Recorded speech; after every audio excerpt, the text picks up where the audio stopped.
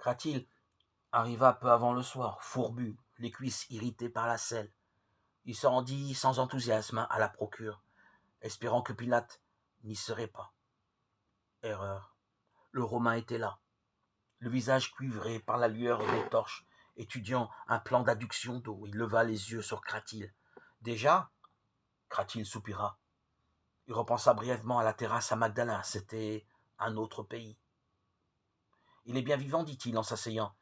Je ne sais où, je ne sais ce qu'il se prépare à faire. Ses amis l'ont arraché au tombeau dans la nuit.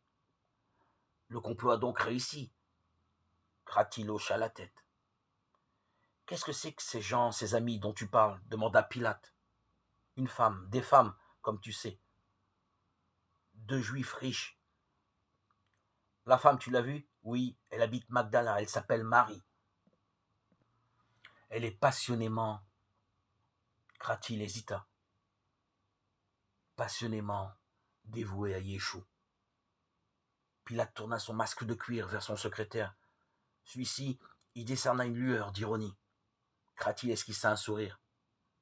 Sa maîtresse? On peut le supposer, je ne dis que ce que je sais. Pilate agita machinalement son chasse-mouche. Peu importe, s'il revenait à Jérusalem, les barbus d'en face ne le rateraient pas, dit Pilate. Cette femme et sa famille en sont bien conscients? Ou bien alors, il y aura un bain de sang.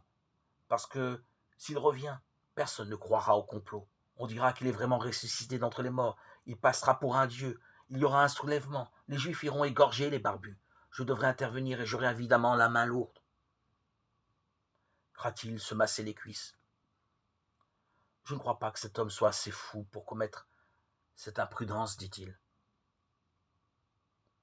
Et qu'est-ce que je vais répondre au Sénat? Murmura Pilate. Peut-être la vérité toute simple, qu'il n'était pas mort et qu'on l'a arraché au tombeau et que des gens s'empressent de prétendre qu'il est ressuscité d'entre les morts. Pilate s'adossa à son siège, réfléchissant. Il secoua la tête. Non.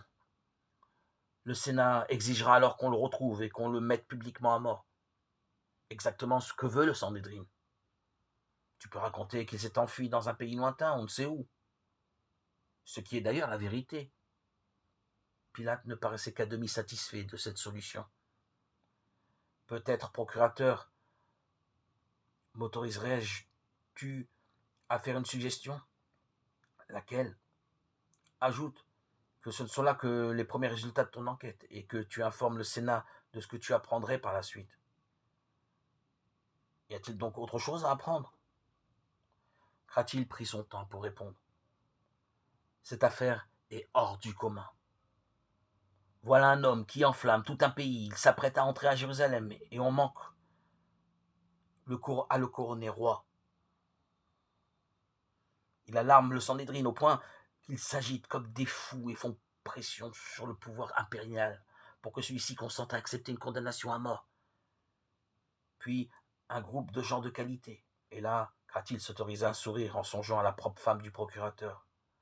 Prend de grands risques, organise un complot audacieux et le sauve de la mort.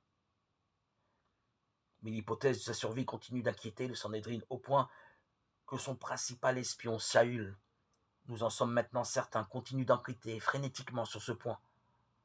Pourquoi tout cela? Quel est le prestige de cet homme? Son pouvoir? Cela n'intéressera pas le Sénat. Non, admit Kratil. Mais toi peut-être, rappelle-toi ce que tu as dit un jour. Je me demande pourquoi la raison des Orientaux n'est pas la même que celle des Romains.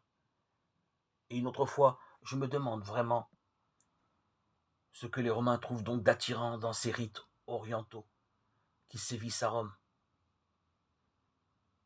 Peut-être y trouveras-tu la réponse.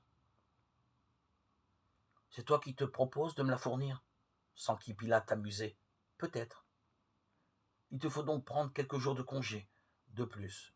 Bon, vas-y, mais pas plus de quelques jours. Je ne te paie pas pour courir après des fables. Je te remercie. Pour le moment, je vais au bain. Je suis fourbu, fit Kratil en se levant. À la porte, Pilate lui lança. Procula aussi aimerait t'entendre. Je te promets, Pilate, de la satisfaire.